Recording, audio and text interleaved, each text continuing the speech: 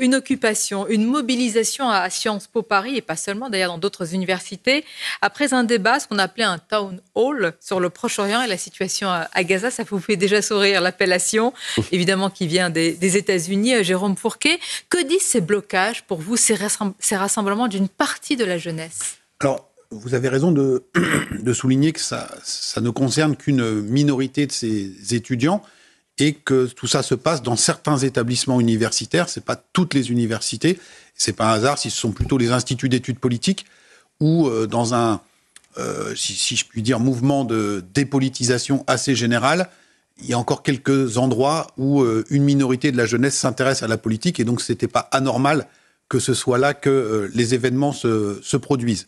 On voit bien qu'une partie de cette jeunesse est très touchée, émue par ce qui se passe à Gaza. Et c'est ça qui donne le ressort de ces mobilisations. Mais il ne faut pas, je pense, extrapoler et exagérer l'ampleur de cette mobilisation, même si les images sont impressionnantes, elles sont faites pour ça. Ils maîtrisent parfaitement l'agenda médiatique, mais on parle tout au plus de quelques dizaines d'étudiants dans chacun de ces établissements. Alors ça suffit pour bloquer, mais on n'a pas une vague, on n'a pas une génération entière qui se lève pour la cause palestinienne.